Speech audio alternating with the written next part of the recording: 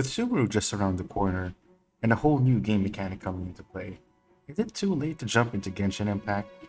Let me give you the pros and cons of playing this gacha game.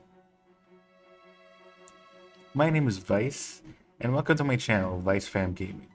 Feel free to catch me on Twitch whenever I'm live, and check out my other socials. But first, what is Genshin Impact? Well, Genshin Impact is an anime-themed open-world MMORPG with beautiful graphics and an amazing story. You can play it with your phone, PlayStation, or PC. You start your adventure as one of the two siblings, Either or Lumi. Choosing one over the other doesn't really affect the story or playthrough, so don't worry about that too much. Journey through Teyvat along with your best friend, emergency food, and travel companion Paimon as you explore Teyvat in all its glory. As of this writing, we have a total of 4 different regions: Mondstadt, Liyue, Inazuma, and the latest one, Sumeru, with more regions coming out later on. Each region has its own unique traits, aesthetics, dungeons, enemies, and bosses. There are different characters available as well, each one having their own element, skill set, and playstyle. There's a total of 7 different elements: Pyro, Hydro, Electro, Cryo, Anemo, Geo, and Dendro. Each one special in its own way, with some of them interacting with one another to perform amazing reactions. And that's basically Genshin Impact. Okay, so now we can talk about the main issues with Genshin Impact, the pros and cons. Cons first. As a gacha game, it's both good and bad. The good parts, you're guaranteed a 4-star character and weapon every 10 wishes, and that you're guaranteed a 5-star character at 90 wishes, or a 5-star weapon at 80 wishes.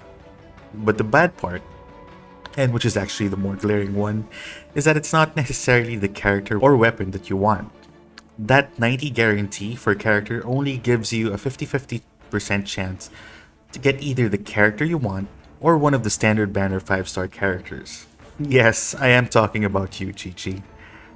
And for the weapon, at 80 wishes, the chances are even divided into 3, which is basically the 5-star standard weapon banners, or one of the 2 featured event banner weapons.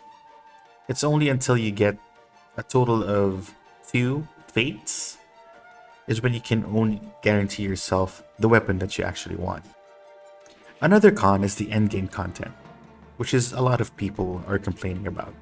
Once you reach a certain adventure rank, which is around AR 55, you'll start to feel that there's less and less stuff to do on a daily basis, with playtime being spent on, well, mostly just clearing your 4 daily commissions, sending your characters to expeditions, and spending your resin. Resin basically is like your ticket to getting rewards from dungeons, bosses, or ley lines.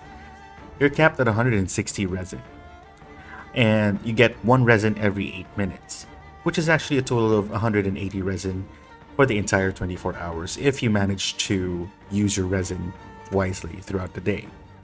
While you can do other things in the world like hunt regular enemies, gather resources, it hardly feels rewarding. And while you can help out other characters by going into their world and helping them with other things, there's really not much else you can do in the game that's as rewarding after you've done your dailies and completed all your main story quests. Alright, now we can talk about the pros of this game. I believe that MiHoYo designed Genshin Impact specifically with these aspects in mind. The core aspects of why Genshin Impact is so good is its story building, its characters, and its gorgeous graphics. Most, if not all, story aspects of this game is very captivating and makes you feel excited to head on to the next chapter. It's supposed to be taken in, absorbed for you to really enjoy your gaming experience. The resin cap, I believe, was also specifically designed not to overwhelm us with the burden of spending countless hours of grinding. So while on the surface it feels like there's nothing much to do after you spent your resin, but maybe it's actually MiHoYo wanting us to keep coming back for more each and every day. Another pro is the combat system. Genshin Impact is unique since it can combine different element types to do even more damage to your opponents. You can combine Pyro with Electro to do an overload reaction which does an AoE explosion. You can combine Hydro and Cryo to freeze your enemies into place. You can combine Geo with either Electro, Hydro, Pyro, or Cryo to form a crystallized reaction which buffs you with a shield and help you sustain more damage. And in turn, give you more survivability.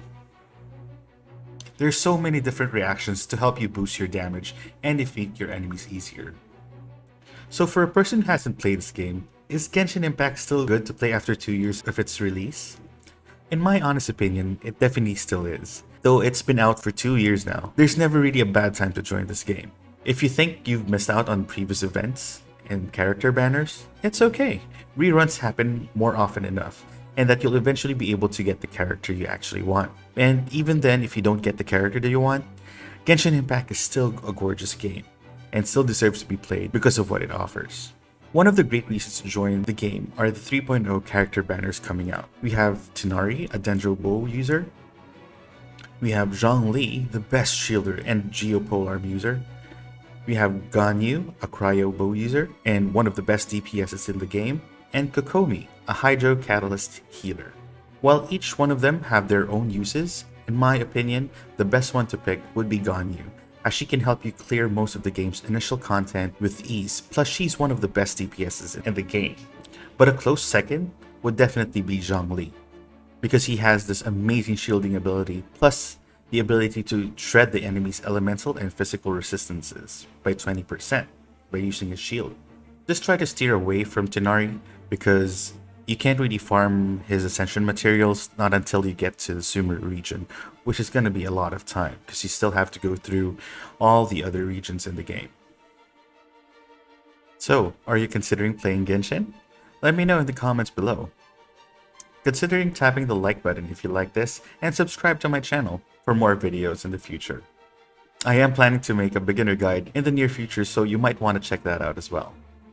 And if you're new to the game, make sure to use the code GenshinGift in the redeem code to get yourself free Primos and EXP books to start your journey. And that's pretty much it for me.